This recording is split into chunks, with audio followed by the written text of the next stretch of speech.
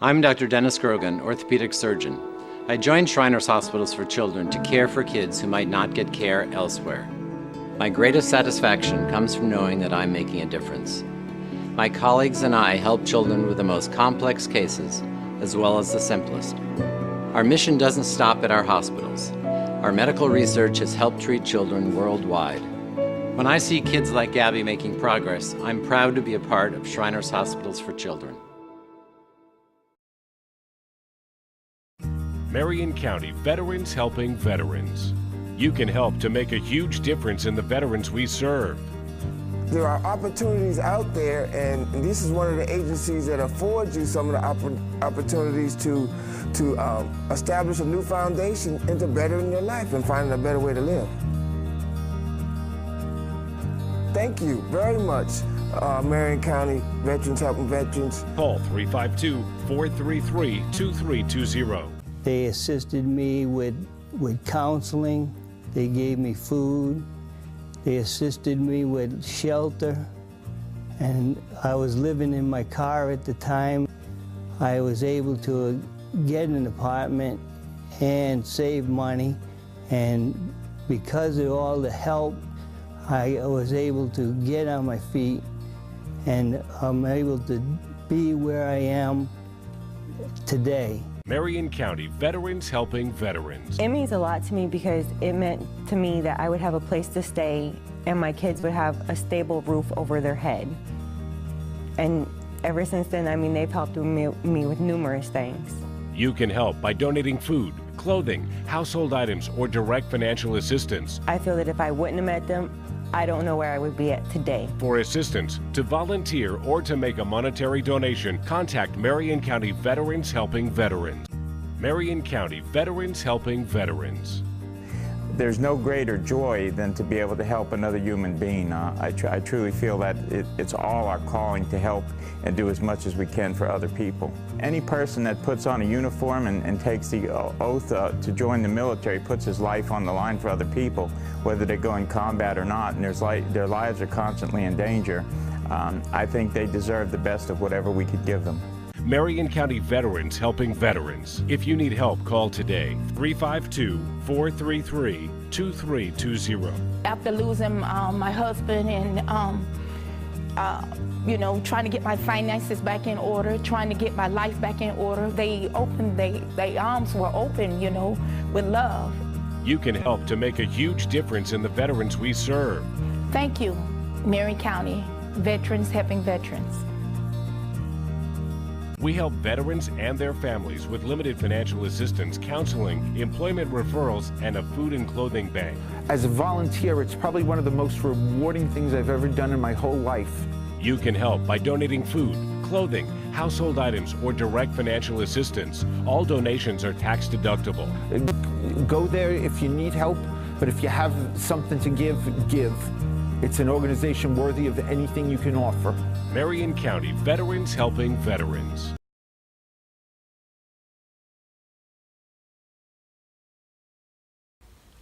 Hi, my name is Summer Gill, and I'm the Executive Director of the Marion County Literacy Council.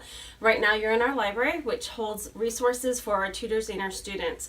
Our mission here at the Literacy Council is to help adults improve their literacy skills, which we hope will improve their lives through better jobs, more opportunities for their families, and which will also improve our community through those means. Right now, we estimate, it's probably a low estimate, that Marion County has a 19% illiteracy rate, meaning that 19% of our population cannot read above a 5th grade level. I want you to think about the people you meet out in the community, and you're probably thinking that's a higher number. We have 5 main programs here at the Literacy Council that are dedicated to making sure that people can improve their lives the way that they want to. We offer one-on-one tutoring in our adult basic education classes and our GED.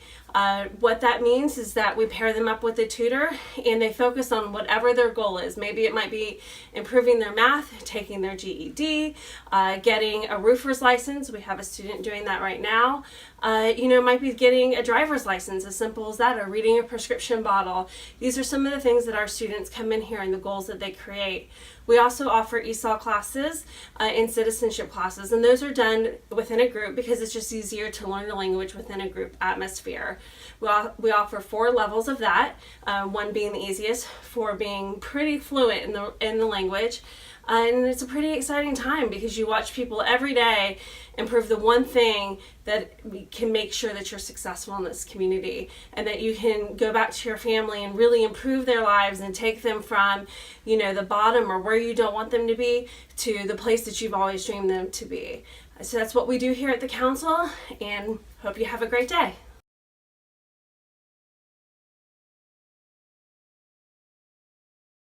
Even with the estimated population of over 50,000 people, many individuals living in Ocala don't know about the town's cultural events, such as the Ocala Symphony Orchestra. I'm not originally from Ocala. I grew up in South Florida, which I guess one might argue is more eventful than Ocala, but I guess every neighborhood's different. I would say it's probably, downtown, although it's really nice, it's physically not a very big space. Like, the geography of downtown is rather small, and as a result, there's like a limited number of businesses there. And there's not a big performance venue here. There's the Ocala Civic Theater, and they have their events. There's the Appleton Art Museum, and they have their events. But there's really no kind of concert hall.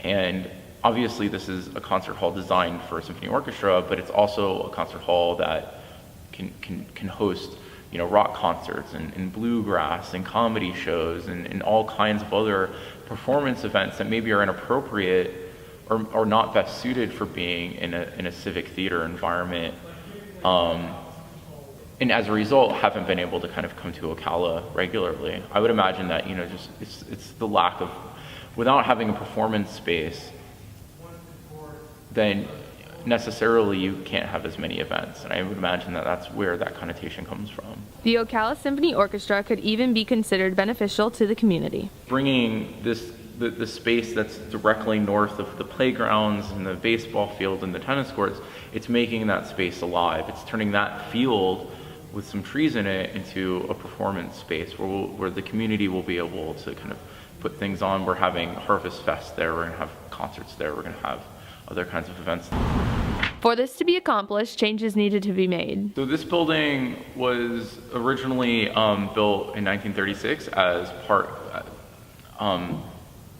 of the Marion County kind of public works projects. It was originally the Ocala City Gymnasium, and more recently, I think in the last kind of 20 years or so, it had kind of fallen into disrepair. And 3 years ago, the city was preparing to demolish it. They had kind of bulldozers on call, ready to come and knock the building down. And that's when some members of the community came to the orchestra and was like, let's see if we can't make this building work. And so then we came into the building.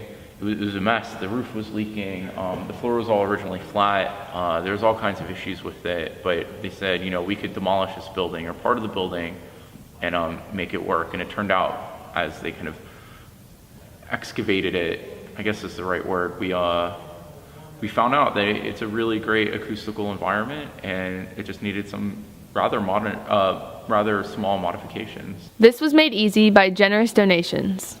From the fundraising standpoint, the orchestra has had a really robust group of donors who just, they love the arts and they want to see, arts in Ocala.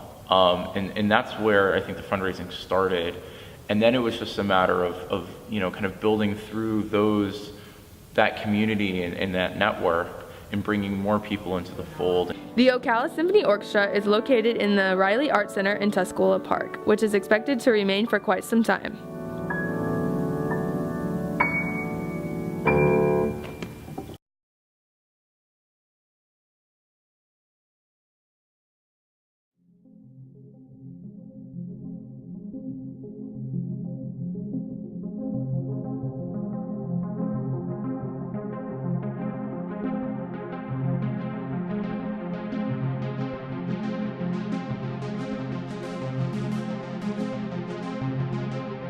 It is difficult to see other people hurting. There is so much need in the world. It seems overwhelming. Ocala Outreach Foundation started as a result of seeing the need, locally, right here in our own backyard. We are focused on helping a very specific group of people, our neighbors. Literally, those people who we pass on the way to the grocery store, or those people who work next to us day after day.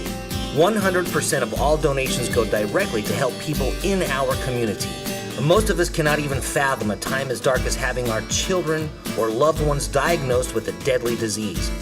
Most of us have never experienced such a helpless place. Ocala Outreach Foundation seeks to be a light in the darkness, a shield in the war for those who are desperate and in deep need.